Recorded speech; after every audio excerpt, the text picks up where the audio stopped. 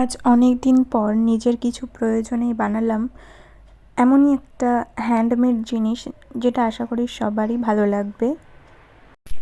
নিজের হাজার ব্যস্ততার মাঝেও মাঝে মাঝে ইচ্ছে করে হাতের এইরকম কিছু বানানোর। তো আগেও আমি শর্ট ভিডিওর মাধ্যমে দেখিয়েছি হ্যান্ডমেড অনেক কিছুই, কাগজের বা শোলার উপরের কাজ।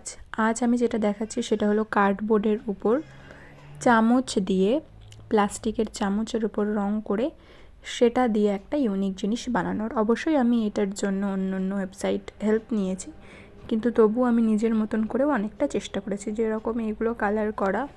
এটা আমার মনে হয়েছে যে প্লাস্টিকের এই রকম নিলেই ঠিকঠাক হবে। তো তারপর মাঝে মাঝে একটু ইয়েলো কালার করে দিয়েছি, এবং তারপরে যে গোল জায়গাটা ছিল সেখানে আমি একটা গ্লাস ওয়ার্ক করেছি নিজের মতন করে, আর কাঁচ বসিয়ে শেষ পর্যন্ত এটা বানিয়েছি। কেমন দেখাচ্ছে অবশ্যই কমেন্ট